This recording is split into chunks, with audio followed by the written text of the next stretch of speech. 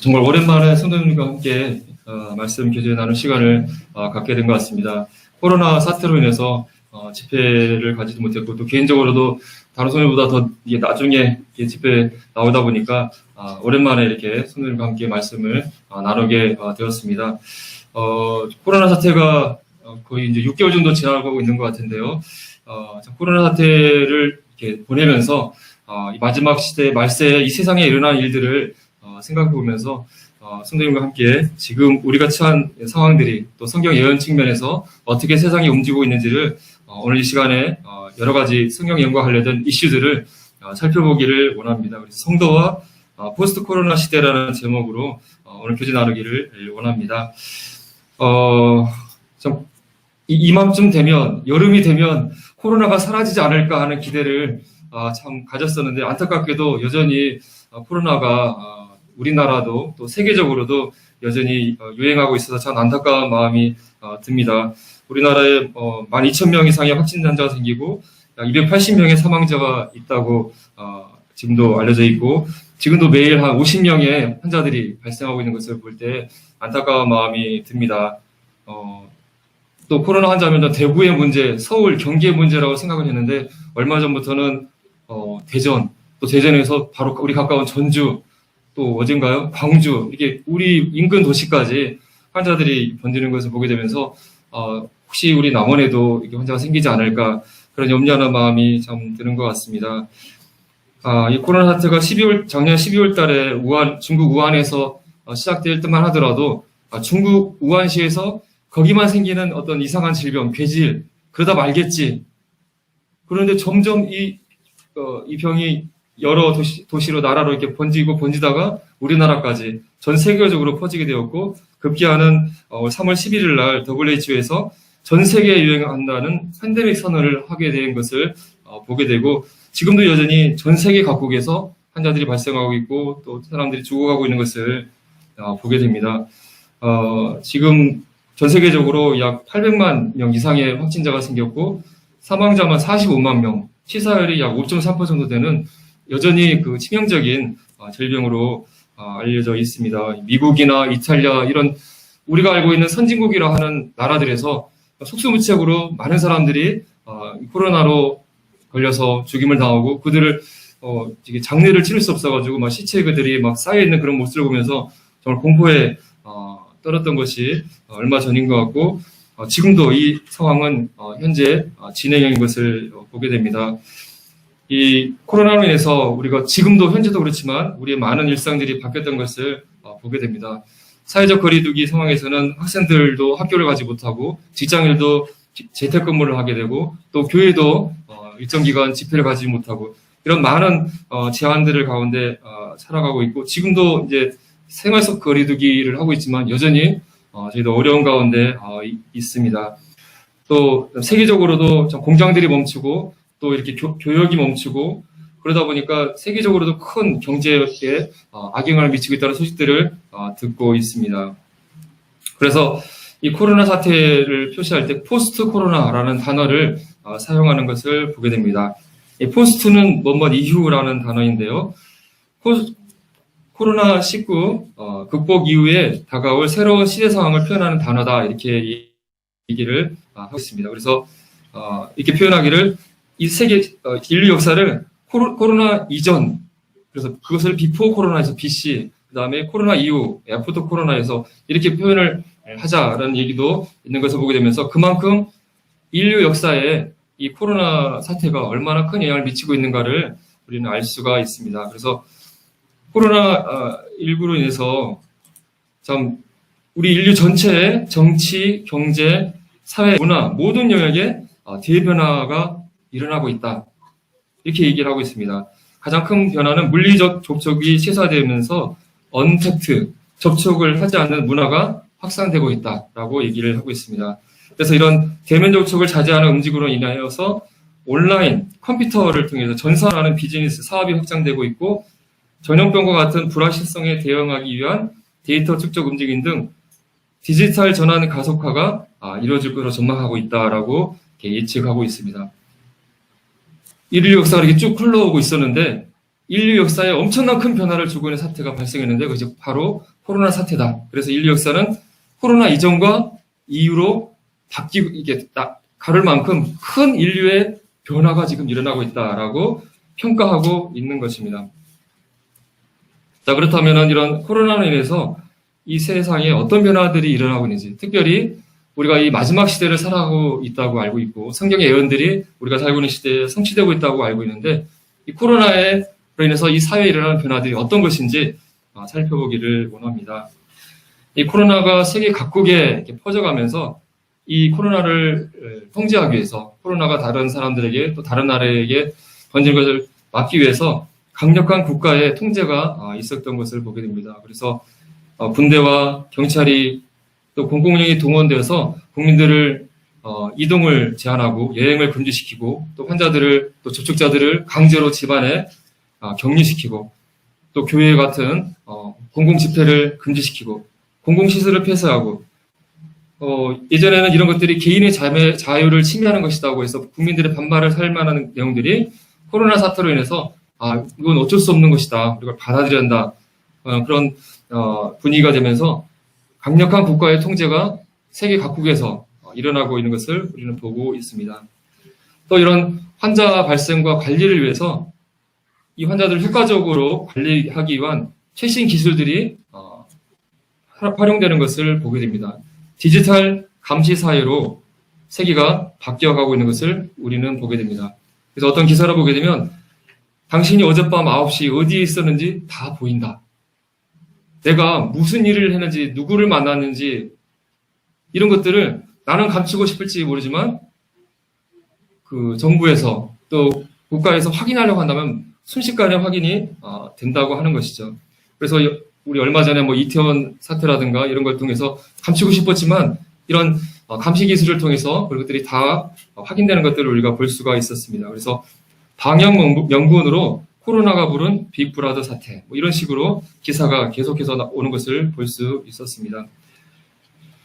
그래서 코로나가 빌미가 되어서 각국의 정부에서 개인 위치, 동선 감시하는 기술들이 나오고 있다. 그래서 우리나라 같은 경우는 환자 발생하면 10분 안에 이런 스마트폰이나 신용카드를 통해서 동선을 추적할 기술이 개발되어지고 있고 영국에서도 이런 사람들의 그 위치를 추적하는 웹을 도입하고 있고 프랑스도 환자 위치를 파악하는 시스템이 도입되고 있고 이런 식으로 각국이 이런 코로나가 번지는 것을 막기 위해서 환자가 어디서 발생하는고 또 어디로 이동하는지를 알아야만 이걸 할 수 있기 때문에 이용할 수 있기 때문에 개인의 위치, 동선들을 파악하는 감시 기술이 최첨단 기술들이 쏙쏙 도입되고 활용되고 있는 것을 보게 됩니다.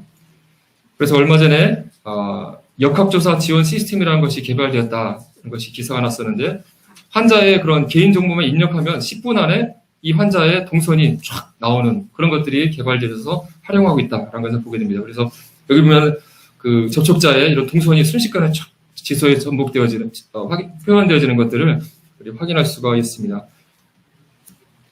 또 이런 접촉자, 또 환자를 관리하기 위해서 이 접촉자가 격리를 잘 해야 되는데 격리를 잘 하지 않는 것을 예방하기 위해서 스마트폰 웹을 활용한다거나 또 이런 손목 밴드를 착용하게 한다거나 또 그 사람들이 어떻게 이동했는지를 잘 관리하기 위해서 QR코드를 찍어야만 어떤 클럽이나 노래방을 들어가게 한다거나 이런 걸 통해서 철저하게 개인의 그 이동이나 그런 동선들을 추적하는 것들이 활용되고 있는 것을 보고 있습니다. 이런 것들을 볼 때 우리는 이상하게 생각하는 것이 아니라 그래 이 코로나를 막기 위해서는 이 정도는 당연히 해야지.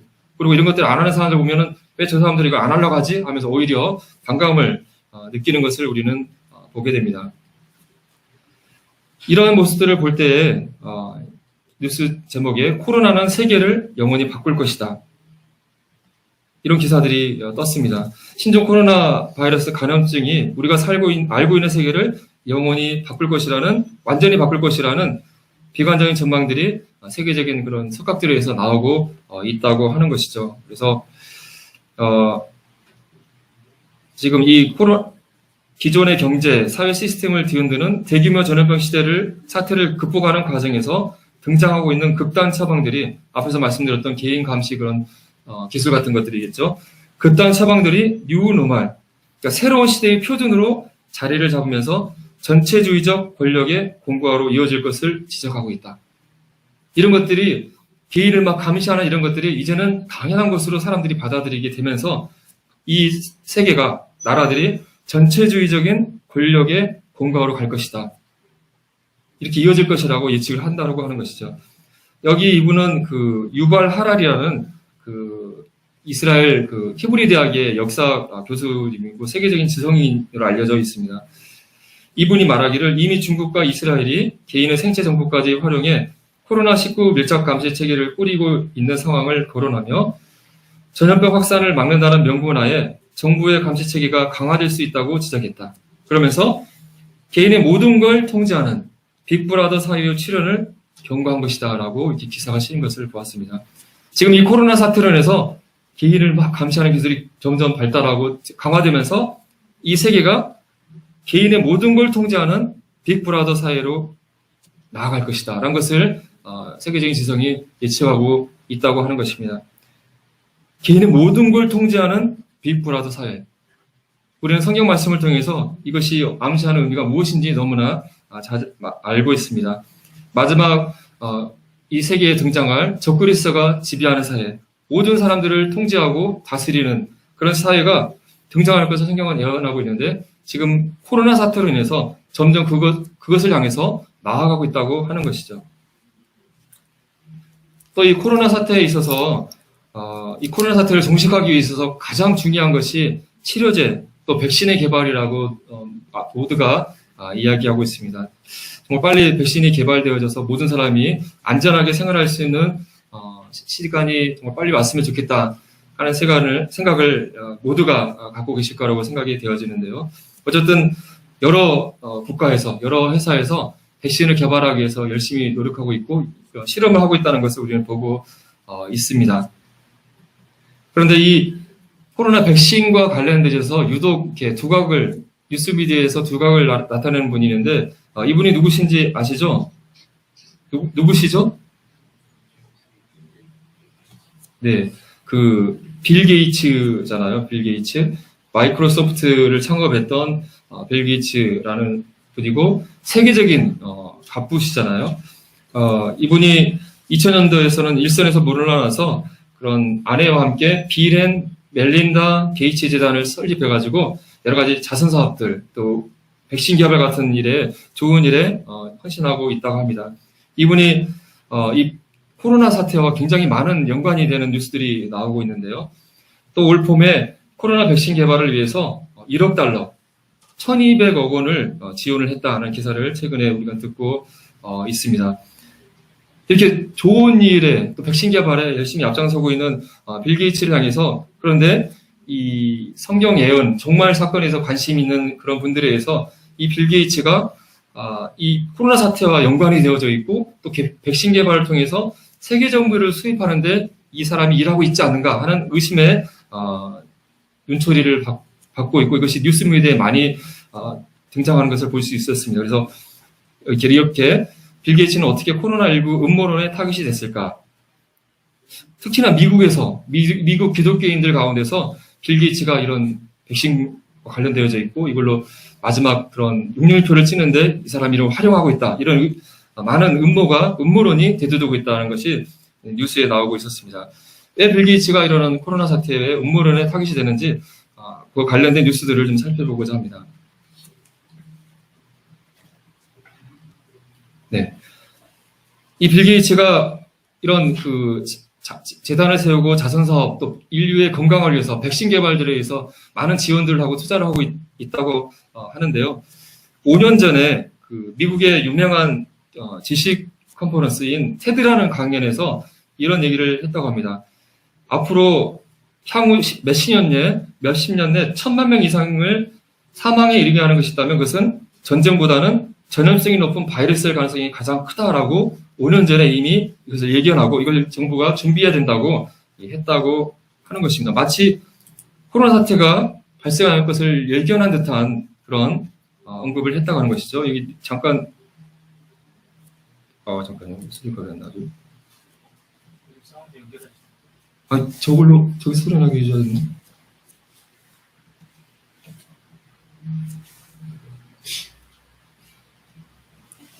그런가 하면 이 마이크로소프트 창업자인 빌 게이츠가 5년 전 코로나19 사태를 예견한 듯한 강연을 한 것으로 전해지면서 인터넷을 뜨겁게 달궜습니다. If anything kills over 10 million people in the next few decades, it's most likely to be a highly infectious virus rather than a war. 빌 게이츠가 5년 전인 2015년 세계적인 지식 컨퍼런스인 테드 강연에서 한 말입니다. 이미 5년 전 코로나19와 같은 팬데믹을 예견한 건데요. 그런가 하면 이 마이크로소프트 네, 5년 전에 이렇게 지식 강연 시간에 바이러스가 유행해서 세상에 많은 사람들이 죽을 것이라는 예견을 빌 게이츠가 했다고 하는 것이죠. 또 이 빌 게이츠와 관련된 그 빌 게이츠 그 재단에서 그 미국에 있는 존 홉킨스 대학과 함께 이벤트 21이라는 그 전 세계 팬데믹 훈련이라는 것을 2019년 뉴욕 어떤 호텔에서 이렇게 했다고 하는데요. 그런데 그것을 이벤트 201이라고 이렇게 부르는 것입니다. 그런데 이 전 세계 어떤 전염병이 돌아와서 세계에 어떻게 퍼질까를 이렇게 그 모의 훈련을 하는 것입니다.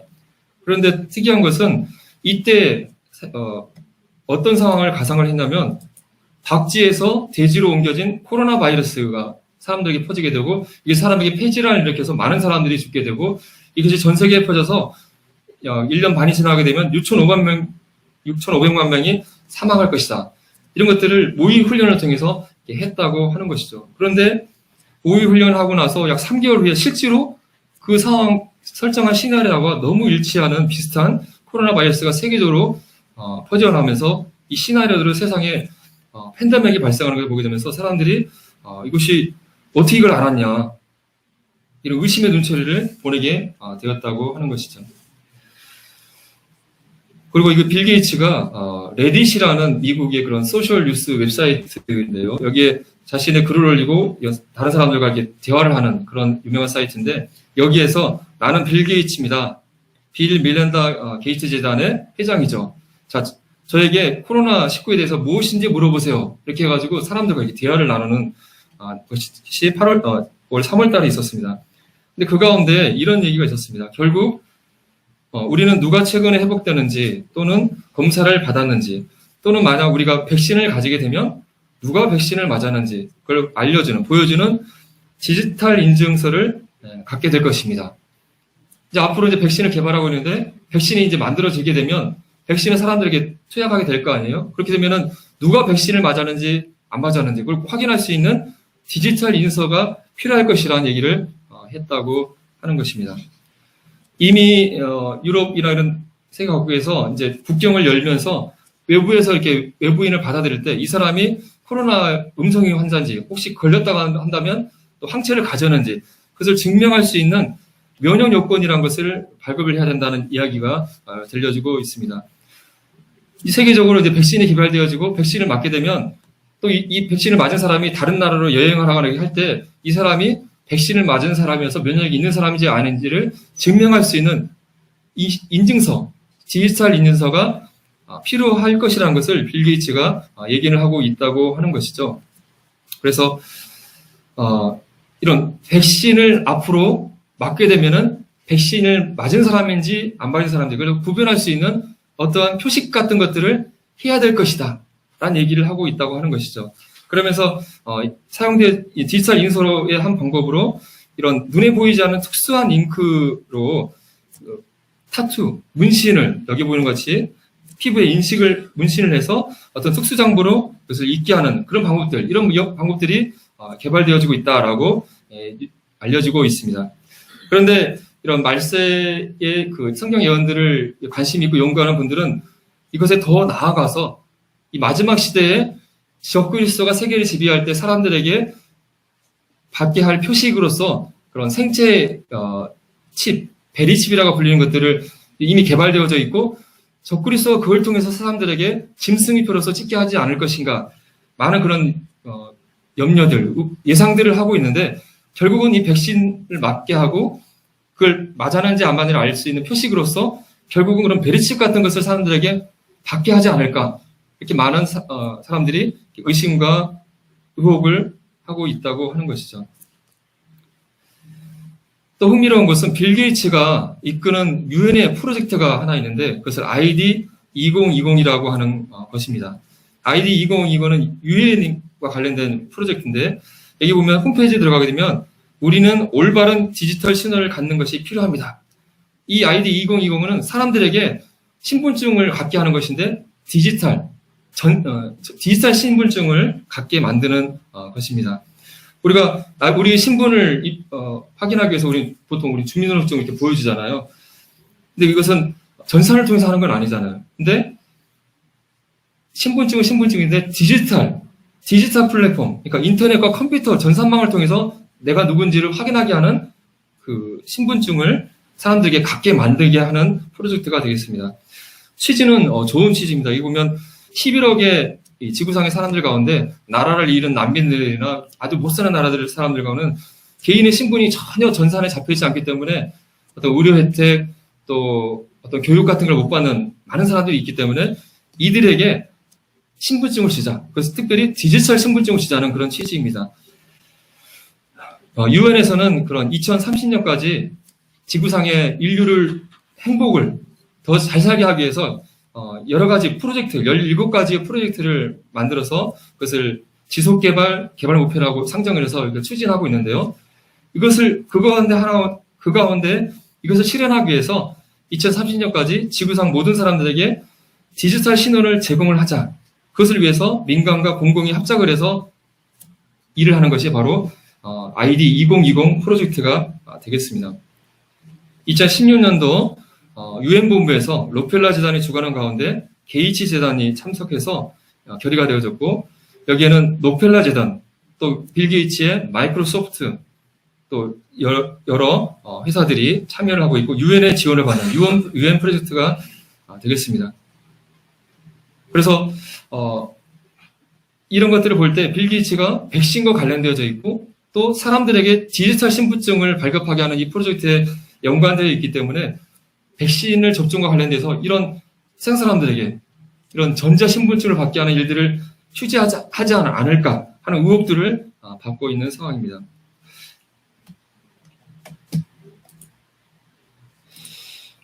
많은 그런 성경 예언을 관심 있는 사람들은 마지막 적그리스도가 세상 사람들에게 찍게 할 육류표가 무엇인가에 대해서 많은 관심을 갖고 있죠. 그 가운데 우리 현대에서 가장 가능성이 높은 그리고 현재 이미 상용화돼서 정말 적그리스도가 등장해서 이걸 사람들에게 받으라고 하면은 666표가 될 수 있는 것이 바로 또 베리칩, 또는 생체칩, 또 칩 임플란트라고 할 수 있는 것인데요. 이것들이 점점 사람들에게 활용되고 있는 것을 보게 됩니다. 여기 뉴스를 하나 볼게요.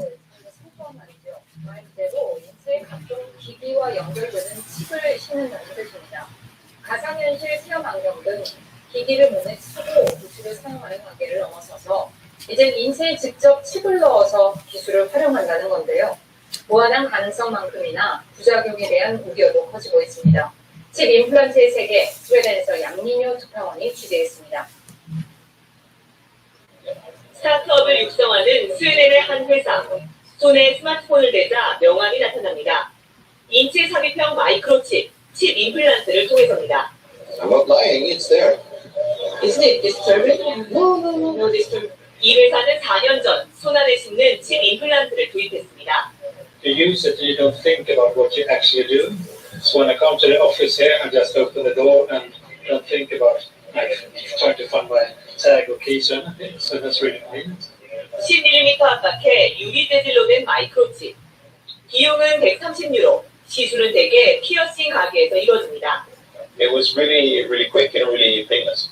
The first thing I'm going to do is I'm going to load my train tickets in my hand, and I'm going to go. That's the first thing. 지금까지 칩 임플란트 시술을 받은 사람은 전 세계적으로 10,000명 정도입니다. 그중 절반가량인 5,000명이 이곳 스웨덴에 집중되어 있는데요. 유럽의 실리콘밸리인 이곳에서 칩 임플란트는 건강과 검역 등을 선도할 잠재 기술이자 인체의 기술이 결합되는 사이보그의 첫 단계로 주목받습니다. 하지만 감염 가능성과 해킹 등 보안 문제, 통제 수단으로 악용될 우려 등의 규제 필요성도 제기됩니다. Intrusif dans la vie privée de la personne qui travaille. Parce qu'à tout moment, son employeur va pouvoir savoir exactement où il est 2019년판 사이보그 칩 임플란트는 첨단 기술과 인간 존엄을 둘러싼 논쟁의 또 다른 시작점이 되고 있습니다. 스웨덴 스톡홀름에서 KBS 뉴스 양민우입니다.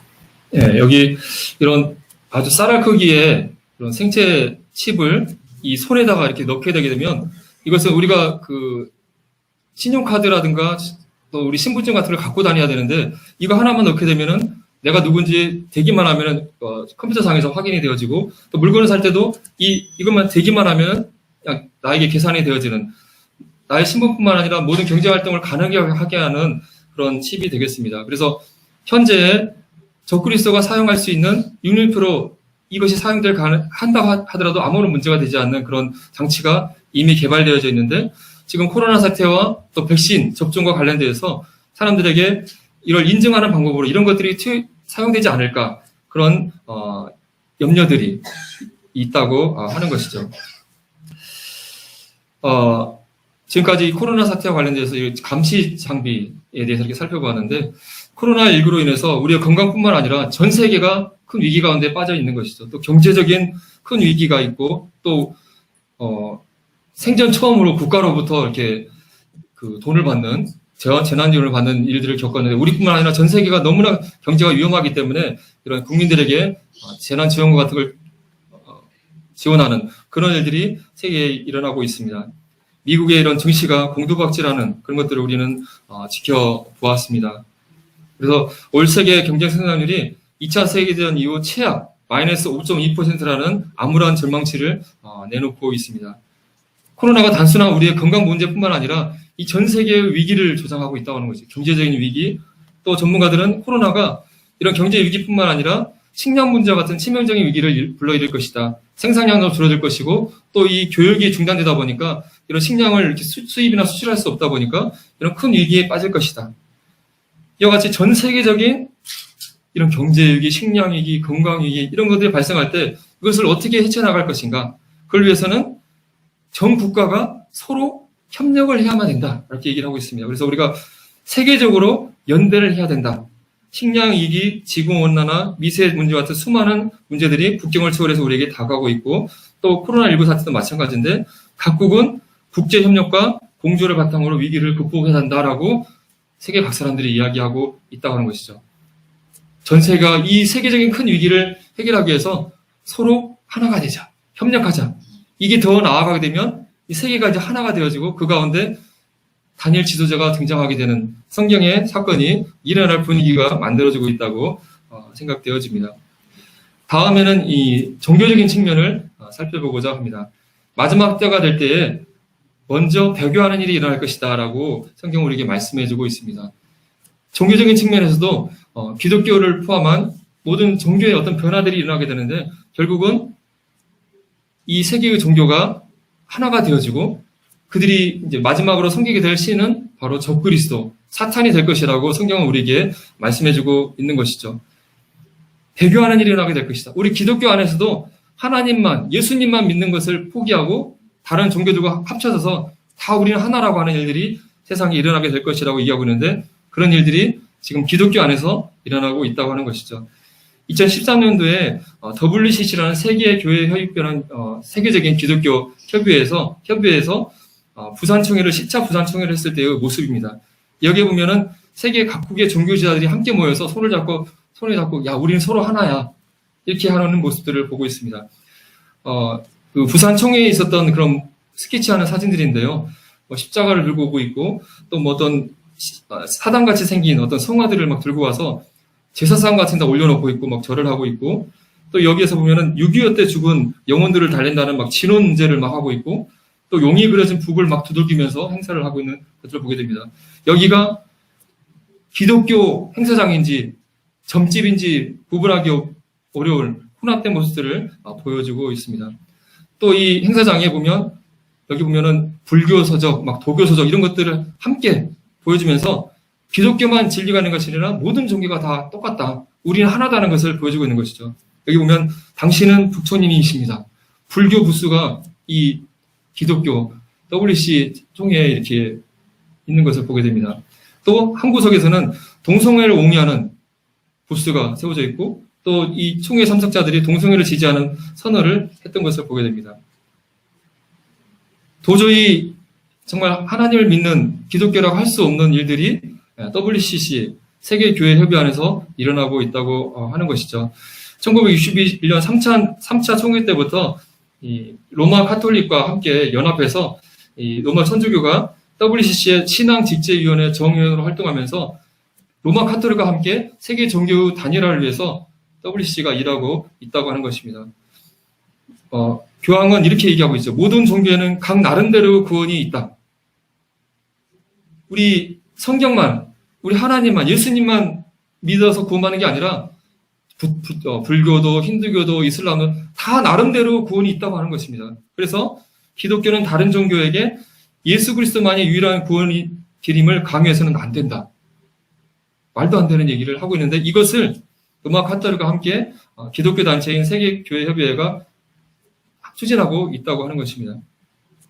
그러는 가운데 6월 23일 이틀 후인가요? 6월 23일 날 네덜란드 헤이그에 있는 UN 평화궁전에서 각 세계의 종교 최고의 지도자들이 모여서 세계 종교 친선 선언식을 한다는 뉴스가 나왔습니다. 여기 헤이그 UN 평화궁전이라는 곳인데요. 이곳은 UN의 기관이고요. 국제사법재판소, 상설중재재판소, 헤이그 국제법 아카데미 이런 것들이 이 건물 안에 있는 UN의 단체입니다. 그냥 사람들이 그냥 관광지가 아니에요. 유엔의 사법재판소가 있는 사법기관인 거예요. 여기에 각 종교의 대표자들이 모여서 세계 종교 친선 선언식. 자, 우리는 다 하나다! 라는 걸 선언하는 선언식을 23일 날 한다는 것이 기사가 나왔다고 하는 것입니다. 그래서 2018년 9월달 헤이그 평화궁 그 홈페이지에 세계에서 가장 유명한 종교 지도자들이 헤이그 평화궁전에 초대되어서 분열과 증오, 편협함을 퇴치하는 종교 간 친선의 역사적인 선언을 할 것이다. 초대되었다. 라고 기사가 떴었습니다. 이 일을 추진하는 그 단체가 엘리아 종교관 연구소라는 단체입니다. 이것은 유엔의 유네스코를 지원을 받는 단체고요. 여기에는 이분이 그 라비 알론 고센 가스탄이라는 분이고 유대인 라비고 종교의 화합을 위해서 일하는 아주 유명한 분이라고 하는데요. 이분이 1997년도에 설립한 기관이라고 하는데 유엔의 지원을 받아서 각 종교의 통합을 위해서 일하는 단체입니다. 여기 보면 세계의 최고의 그런 종교 지도자들이 약 70여 명이 모여서 이 사회를 구성을 해서 경련으로 모여서 회의를 하면서 종교 통합을 위해서 논의하는 것입니다. 이 홈페이지를 들어가게 되면 각 지도자들이 자, 우리 모든 종교는 하나예요. 서로 하나가 돼야 돼요. 친구가 돼야죠. 라는 성명서를 각자 얘기를 해서 이거 영상으로 만들어서 틀어주고 있는 것을 볼 수가 있었습니다. 종교를 넘어서 친구가 되자, 하나가 되자고 얘기하고 있습니다. 여러분이 인터넷에서 이걸 찾아보시면 영상을 볼 수 있는데 우리가 다 산을 올라가는데 이쪽으로 올라가든 저쪽으로 가든 다 똑같다. 우리 서로 친구가 돼서 하나가 되자라는 취지의 내용입니다. 기독교에서, 불교에서, 힌두교에서, 이슬람 모든 종교 대장에 나와서 이 얘기를 하고 있고 이제 조만간에 평화궁에 모여서 공식적인 친선 선언을 하겠다고 얘기를 하고 있는 것이죠. 그것도 유엔의 사법재판소가 있는 장소에서 이런 사건들을 통해서 이 종교가 정말 하나라는 것들이 점점 추진되어지고 이것이 더 나아가서 그들이 종교가 하나가 되어지고 마지막에 궁극적으로 적그리스도를 신으로 섬기는 일을 마지막 때에 하게 될 것입니다. 또 이 마지막 시대의 특징들 가운데 소돔과 고모라 성과 같이 이런 성적인 타락, 특히 동성애가 이 세상에 퍼질 것을 성경은 우리에게 말씀해주고 있습니다. 그래서 선진국에서 차별금지법이 통과가 되어서 동성애가 합법화되어지고 그런 가운데 역으로 교회가 핍박을 당하고 교회가 쇠락해지고 있다는 소식을 우리가 듣고 있습니다. 다행히 우리나라에서는 아직 차별금지법이 통과되지 않은 가운데 있지만 계속해서 차별금지법을 통과시키라는 압력들이 일어나고 있는 것을 아실 텐데요. 이번에 국회가 새로 만들어졌잖아요. 그러면서 다시 차별금지법을 입법하겠다. 국가인권위에서 얘기를 했고요. 정의당에서는 21대 국회 제일 먼저 입법 추진할 것으로 차별금지법을 올리겠다. 이런 얘기를 하고 있습니다. 그런데 정말 충격적인 것은 한국기독교교회협의회 NCCK라는 한국기독교 단체에서 공식적으로 차별금지법을 빨리 통과시키라는 얘기를 했다고 하는 것입니다. 이 한국기독교교회협의회는 8개 한국 개신교 교단과 한국정교회로 구성된 8개 교단 협의체고, 이 한국기독교교회협의회에 대한 설명을 보게 되면 WCC 세계교회협의회와 함께 에큐메니탈 운동을 같이 하는 협력단체고, 기독교의 일치운동뿐만 아니라 동방정교회, 로마 카톨릭 교회와의 일치운동도 지속적으로 실천하고 있는 단체다. 로마 카톨릭과 함께 일치를 하려는 종교통합을 추진하는 단체라고 아예 설명을 하고 있습니다. 여기 보면은 예수교 장로회, 감리회, 기독교 장로회 총회, 이런 속한 교단을 보여주고 있는데요. 이분이 총무 목사님이신데 기사에 실린 거예요. 이 단체에서 21대 국회에서 차별금지법을 조속 제정하라. 이 얘기를 기독교 목사님이 하고 있는 거예요. 정말 충격적이지 않습니까? 이 NCCK에서는 이미 2010년도에 이분이 그 유명한 김조광수라는 그 동성애 감독이에요. 대표적인, 한국의 대표적인 분인데, 이분을 모셔놓고 이야기를 듣고, 동성애 참 좋은 거야. 우리 동권에 지슬려야 돼. 이런 일들을 이미 하고 있었다고 하는 것입니다. 그래서 급기야는 이런 동성애를 반대하는 단체에서 NCC 앞에 가서 이 교회의 가면을 쓰고 하나님을 대적하는 NCCK 막 규탄하는 모임을 할 정도로 이 동성애를 우리 하면 안 되잖아요. 하나님이 금하신 것이잖아요. 교회 목사님이, 교회 단체가 나서서 차별금을 좀 빨리 통과시켜라 하는 시대에 우리가 살고 있는 상황을 보게 됩니다. 마지막으로 살펴볼 것은 흥미로운 기사인데요. 4월 28일 날 미 국방부가 UFO 존재를 공식 인정했다는 기사가 실렸습니다. 그러면서 과거에 비행 훈련하면서 비행사들이 찍었던 UFO 그 사진, 영상들을 공개하면서 UFO를 진짜 있다, 공식 인정을 했다는 기사가 실렸습니다. 보통 이런 UFO나 이런 확인되지 않은 것들은 설사 그런 자료가 있다 하더라도 모른다, 확인할 수 없다, 이런 식으로 입장을 취하지 않습니까? 그런데 대놓고 UFO가 공식적으로 인정한다는 걸 인정했다고 하는 것입니다. UFO가 확인되지 않은 비행 물체이기 때문에 이것이 UFO를 존재를 인정했다고 해서 외계인이 있다, 뭐 그런 걸 말한 건 아니지만 일반인이 듣기에 야, 미국 국방부가 UFO를 인정했대. 그럼 외계인이 정말 있는가 봐. 우리 지구 말고도 다른 외계 생명체들이 있는 것 같아. 강력한 인식을 심을 수 있지 않습니까? 우리 영화나 그런 거 보게 되면 외계 생명체에 대한 그런 이야기들을 굉장히 많이 보게 되고, 우리 젊은이들 같은 경우는 그런 영화들을 보게 되면서 지구 말고도 다른 곳에 외계인들이 살고 있고 그들이 지구를 방문하고 그런 일들이 정말 일어나고 있을 것 같아요 라는 생각들을 사람들에게 주입하고 있잖아요, 영화 같은 걸 통해서. 그런데 아예 국방부가 대놓고 이런 얘기를 하고 있다고 하는 것입니다. 그 저희가 무엇일까 생각했을 때 우리는 마지막 때에 일어날 아주 중요한 사건, 예수 그리스도께서 공중에 재림하실 때 성도들이 순식간에 이 지상에서 사라지는 휴거 사건이 조만간에 일어나게 될 것입니다. 성도들이 구름 속으로 끌어올려 공중에서 주를 영접하는 사건이 조만간에 일어나겠죠. 근데 이것을 우리 성도 기독교인들만 알고 있을까요? 휴거 사건이 실제로 일어났을 때 막 긴급 뉴스로 나오겠죠. 전 세계 수백만 명의 사람들이 갑자기 사라졌습니다. 그러면서 무슨 얘기를 할까요? 성경의 예언대로 예수께서 공중에 재림하셔서 성도를 데려갔습니다.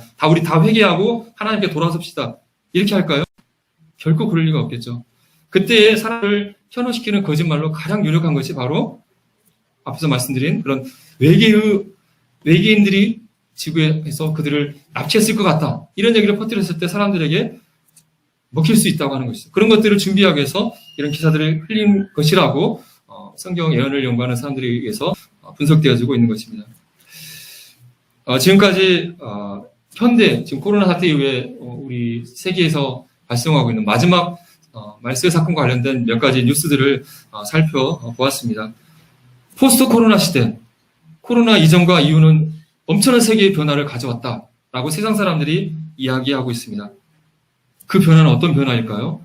바로 예수 그리스도께서 이 땅에 오실 마지막 시대에 또 들어가는 정말 확실한 주님을 오심에 가까운 변화라고 우리는 이해할 수 있을 것입니다. 이런 코로나 사태로 유발된 강력한 국가의 통제, 또 개인 감시 기술, 이런 것들은 마지막 적그리스도가 나타나서 세계를 하나로 만들어서 지배할 그런 나라, 또 육륜표를 찍어서 사람들을 통제하는 그런 마지막 나라를 향해서 움직이는 세상의 큰 움직임이라고 생각이 되어집니다. 성경 예언을 통해서 이 마지막 시대에 7년의 기간 동안 적그리스도가 강력한 통치자로 나타나서 전 세계를 지배할 것이라고 우리에게 말씀해주고 있습니다. 각 족속과 백성과 방언과 나라를 다스리는 권세를 받을 것이다. 우리는 역사 이래에 어떤 한 강력한 지도자가 나타나서 세계를 다스린 것을 본 적이 없잖아요. 말도 안 돼. 어떻게 하나의 지도자가 세계를 다 다스릴 수 있어? 어떻게 세계 곳곳 사람들을 지배하고 통치할 수 있지? 말도 안 된다고 생각할지 모르지만 우리는 지금 이 코로나 사태를 통해서 이 세계적인 위기를 해결하기 위해서는 세계가 하나가 돼야 돼. 또 이 세계를 잘 효율적으로 다스리기 위해서 단 하나의 강력한 지도자가 나타나서 그들에게 어떤 표를 찍어서 그들을 잘 감시해서 이 문제를 해결해야 돼. 이런 움직임으로 나아가고 있다고 하는 것이죠. 적그리스도가 등장해서 우상을 만들고 우상에게 경배하지 않은 자는 다 죽인다고 말씀하고 있습니다. 이 마지막 적그리스도의 통치하는 사회는 단일 종교, 적그리스도를 신으로 섬기는 단일 종교가 될 것입니다. 그리고 그들에게 오른손이나 이마에 표를 받게 하고 표를 가지지 못한 자들은 매매를 하지 못하게 하면서 그들을 통치할 것이라고 이야기하고 있습니다. 이미 우리는 이런 베리칩과 같은 기술을 통해서 이 손에 찍어서 손에 넣어서 그것을 가지고 매매를 할 수 있고 개인의 신분을 확인할 수 있는 그런 디지털 인증 기술이 이미 개발되어져 있고 사람들에게 활용되고 있는 것을 보게 됩니다. 정말 마지막 7년의 기간에 들어가게 되고 적그리스도가 이 베리칩을 활용해서 사람들에게 베리칩을 넣게 하고 베리칩을 받은 사람만 인정해주고 매매를 하게 한다면 이 베리칩이 적그리스도 666표가 될 수 있다고 하는 것이죠. 또 베리칩 말고 다른 기술이 또 개발돼서 활용할지는 모르겠지만 현재 가장 가능성 있는 기술이 이것이라고 우리는 생각해 볼 수 있겠습니다. 이 코로나 사태를 맞으면서 우리는 어떤 태도를 취해야 될까요? 코로나 사태는 그냥 우연히 지나가는 사건일까요? 아니면 정말 마지막 시대의 사건이 일어나기 위한 중요한 사건일까요? 주님께서는 곳곳에 큰 지진과 기근과 전염병이 마지막 때에 일어날 걸 우리에게 말씀해 주고 있습니다. 세계 곳곳에 전염병이 일어난다. 우리가 앞에서 말씀드린 단어로 어떻게 표현할 수 있죠? 팬데믹이 마지막 때에 일어난다고 하는 것이죠. 우리는 우리가 살아오면서 처음으로 겪는 팬데믹 사태를 겪으면서 이 사건은 마지막 주님이 오심이 가까울 때 일어나는 중요한 사건이라고 우리는 이해를 해야 할 것입니다. 우리는 예수님께서 말씀하셨죠. 너희가 날씨를 분별할지 하면서 시대의 표적은 분별할 수 없느냐. 이 코로나 사태를 보게 되면서 주님의 오심이 정말 가까운 것들을 우리에게 보여주시는 징조구나 라고 우리는 이해해야 할 것입니다. 하나님께서는 내가 경영한 것을 반드시 이룰 것이라고 말씀하고 계십니다. 세계의 역사를 하나님의 계획대로 이루어가고 계시고 그 과정에 우리가 있다는 것을 이 코로나 사태를 통해서 우리는 이해해야 할 것입니다. 다윗이 백성들을 계수하는 범죄를 했을 때 다윗은 하나님으로부터 사흘 동안 전염병으로 백성들이 다루심을 받는 심판을 받는 걸 선택하는 장면이 이게 기록되어 있는데 그 전염병을 여호와의 칼이라고 이렇게 말씀하는 것을 보게 됩니다. 성경에 보게 되면 이 전염병은 그냥 일어난 것이 아니라 하나님께서 하나님의 백성을 다스리거나 또 이방 족속들을 다스릴 때 하나님의 칼로서 전염병을 사용하셨던 것을 보게 됩니다. 우리 마지막 7년 환란기에 들어가야 될 때 어마어마한 이 세상의 환란과 그런 여러 가지 재난으로 사람들이 죽게 될 것을 우리는 알고 있습니다. 하지만 이 7년 환란기가 있기 전에 여러 가지 지진과 기근 또 전염병을 통해서 이런 일들이 일어날 것을 하나님께서는 미리 우리에게 경고하신다고 분별이 되어집니다. 정말 7년 환란기에 들어가게 되면 수많은 사람들이 죽게 되잖아요. 그러기 전에 너희가 깨닫고 돌이키고 하나님께 돌아라고 세상 사람들을 향해서 보내는 하나님의 경고의 메시지라고 분별이 되어집니다. 또 성도들을 향해서 너희들 정신 차리고 이 세상의 마지막이었기 때문에 깨어서 귀신하라는 메시지로 이런 일들이 우리에게 일어나고 있다고 생각이 되어집니다. 이번 코로나 사태 때 사람들에게 이 칭찬받는 분들이 계셨죠. 특히 대구에 어마어마한 폭발적인 환자들이 발생했을 때 그들을 치료하기 위해서 대구의 의료진으로 해결이 되지 않다 보니까 정부의 지원 요청에 따라서 전국에 있는 의료진들이 의사, 간호사 이런 사람들이 자발적으로 대구에 가서 환자들을 돌봤던 소식을 우리는 듣고 있습니다. 대부분의 사람들은 나 혹시 코로나 걸려서 죽으면 어떡하지? 덜덜 떨면서 집안에 이게 숨어 있어 그냥 집에 지내고 있을 때 이 대구에 코로나로 죽어가고 있는 사람들을 살리기 위해서 그들의 귀한 생명을 살리기 위해서 또 이 나라의 그런 정부 대통령의 어떤 요청을 받아서 본인도 코로나가 무섭겠지만 그들을 치료하기 위해서 코로나 현장에 들어가서 그들을 치료했던 많은 의료진들이 또 소방관들이 있었던 것을 보게 됩니다. 이 코로나 사태, 포스트 코로나 사태를 보게 되면서 코로나뿐만 아니라 앞으로 주님이 오시기 전까지 많은 세상에 힘든 일들이 발생하게 될 것입니다. 그때 우리는 어떠한 자세를 취할 것인가 고민이 되게 되는데 그냥 두려워 떨면서 집안에 숨어서 혹시 나 코로나 걸리면 어떡할까? 혹시 내가 잘못해서 아프면 어떡할까? 두려워 떨면서 꽁꽁 숨어 지내야 될 것인가? 아니면 여기에 새로운 죽어가는 생명을 살리기 위해서 대구에 떠났던 이 자원봉사자처럼 우리가 하나님을 위해서 일할 것인가? 우리의 고민이 필요하다고 생각이 되어집니다. 전 세계에 또 우리나라의 비상상태가 발생했었습니다. 수많은 사람들이 코로나에 걸려서 하루에 막 수백 명씩 막 죽어가는 일들이 발생했을 때 국가의 지도자들이 그들을 살리기 위해서 모든 중요한 의사나 막 공무원들을 동원해서 환자들을 관리하고 치료한 일에 투입된 것을 보았습니다. 이 마지막 때에 일어난 이 비상사태. 근데 이것을 하나님의 측면에서 생각해 봤을 때 이 비상사태는 또 하나님의 비상사태라고 생각이 되어졌습니다. 이 세상에 사실은 코로나보다도 훨씬 더 무서운 예수 그리스도의 보혈 외에는 치료가 될 수 없는 죄라는 치명적인 전염병에 사람들이 감염되어 있고 그들이 이 죄의 문제를 해결하지 못하고 죽게 되면은 그들은 영원한 멸망을 당할 수밖에 없는 가운데 있는데 마지막 때가 가깝기 때문에 점점 더 많은 질병과 기근과 지진으로 사람들이 죽어가게 될 것이고 7년 한란기에 들어가면 수많은 사람들이 하나님의 심판으로 죽게 될 것입니다. 세상의 마지막 구원의 시간이 점점 끝나고 있는 것을 보게 됩니다. 그럴 때 하나님은 어떤 마음을 품으실까요? 나를 믿지 않고 나를 거역한 이 세상 사람들 나한테 혼 좀 나야 돼. 이렇게 하면서 기뻐하시고 계실까요? 예수께서 말씀에 주 여호와의 말씀이니라 내가 어찌 악인이 죽는 것을 조금인들 기뻐하랴 그가 돌이켜 그 길에서 떠나 사는 것을 어찌 기뻐하지 아니하겠느냐. 하나님은 사랑의 하나님이면서 또 공의의 하나님이시잖아요. 죄를 심판할 수밖에 없지만 또 그 죄인을 사랑하셔서 구원하기를 원하시잖아요. 이 세상의 죄악이 반영해서 이 세상을 심판할 수밖에 없지만 또 이 죄인들이 구원받기를 하나님께서는 간절히 바라고 계시다고 하는 것이죠. 점점 이 세상의 끝이 다가오고 많은 사람들이 죽임을 당하는 시점에서 누구보다도 이 죄인들이 예수 그리스도를 믿고 구원받기를 간절히 바라는 것이 하나님의 마음, 우리 주님의 마음이 아니시겠나 생각을 해보게 됩니다. 이사야가 기록된 대로 내가 누구를 보내며 누가 우리를 위하여 갈고 하나님의 애타는 마음이 아니겠나 생각을 해보게 됩니다. 예수님께서도 추수할 것은 많되 일꾼은 적으니 주인에게 청하여 추수할 일꾼을 보내어 주사하라. 이때의 주님의 마음은 지금은 훨씬 더 간절하게 잃어버린 영혼들을 죽어가는 영혼들을 구하기 위해서 일꾼들을 보내야 되는데 일꾼이 필요한데 라고 주님은 간절한 마음으로 갖고 계시겠다는 생각을 해보게 됩니다. 예수님께서 예루살렘에 입성하셨을 때 나귀 새끼를 타고 입성하셨었죠.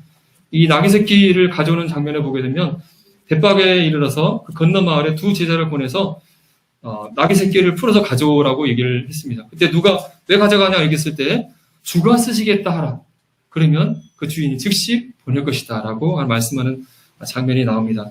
이 나귀 새끼의 주인이 누군지 언급이 없기 때문에 알 수는 없지만 아마 예수님을 믿는 신자가 아니겠나 하는 생각을 해보게 됩니다.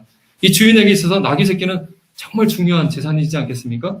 그런데 주가 쓰시겠다라는 주님의 요청에 흔쾌히 이 나귀 새끼를 내어주게 됩니다. 이거 왜 가져가요? 돈 줘요. 뭐 언제까지 돌려줄 거예요? 꼭 돌려줄 거죠? 물어본 게 아니라 흔쾌히 주님의 사용에 이 나귀 새끼를 내어주는 모습을 보게 됩니다. 주님께서 간절히 우리 성도님들을 사용하기를, 쓰시기를 원하시고 계시다고 하는 것입니다. 여러분은 어떻게 반응하시겠습니까? 즉시 성도님들이 가진 것을, 또 성도님들을 주님의 일에 내어놓으시겠습니까? 우리가 주님의 쓰임 받기 위해서 디모데후서 2장 21절 말씀처럼 그러므로 누구든지 이런 것에서 자기를 깨끗하게 하면 귀히 쓰는 그릇이 되어 거룩하고 주인의 쓰심에 합당하며 모든 선한 일에 준비함이 되리라. 정말 마지막 포스트 코로나 시대에 우리가 살고 있습니다.